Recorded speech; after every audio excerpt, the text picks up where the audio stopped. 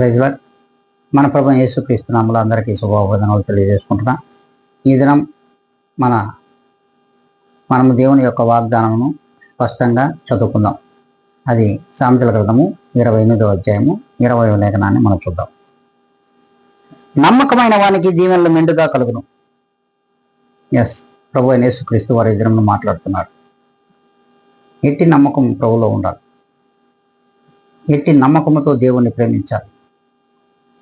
ఎట్టి నమ్మకంతో జీవనంలో జీవించాలి. లోకంలో ఎంత నమ్మకం ఉన్నా ఆ నమ్మకం ఒమ్మైపోతుంది ప్రేమ దేవుని బిడ్డ. అవును, ఎప్పుడైతే లోకంలో నీవు లోకానుసారమైన జీవితంలో జీవిస్తూ లోకంలో పక్షముగా ఎంతైతే నమ్మకంగా నువ్వు ఉంటావో ఆ నమ్మకము ఈ లోకంలో ఒమ్మైపోతుంది.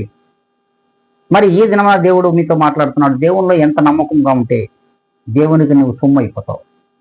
ఎస్, దేవునికి నువ్వు ఆస్తిగా మిగిలిపోతావు. దేవుడు అంతే ప్రేమగా నీతో నిన్ను చూస్తాడు.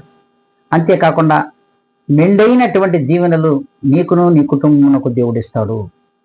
అట్టి నమ్మకం మరి దేవునిలో ఉండాలో లోకంలో ఉండాలో ఒక్కసారి మీరు నిర్ణయించుకోమని దేవుడు అడుగుతున్నాడు.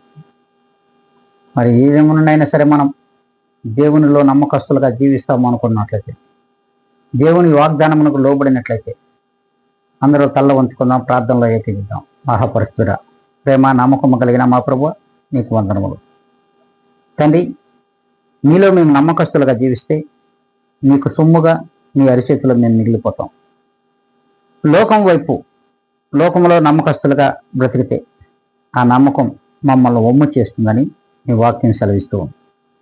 కనుక ప్రభా, ఈ ఉదయకాల సమయంలో మీలో ఎంతో నమ్మకంగా జీవించడానికి కృప చూపమని, మీలో మాత్రమే జీవించుటకు మీ యొక్క ప్రేమను మా పైన ఉంచి మీ కృప వెంబడి కృపను ముఖ కాంతిని ప్రతి ఒక్కరిపైన ప్రకాశింపచేయమని బ్రతిమలాడుకుంటూ ఘనత మహిమ ప్రభావాలను మీకు ఆరోపించుకుంటూ వీక్షిస్తున్న ప్రతి ఒక్కరిని కూడా మీ పాదముల దగ్గర ఉంచుతూ నన్ను నేను మిక్కిలిగా తగ్గించుకుని క్రీస్తు యేసు నామములో అడిగి వేడుకొని ప్రార్థిస్తున్నాను మా ప్రియ గొప్ప పరలోక తండ్రి. ఆమెన్.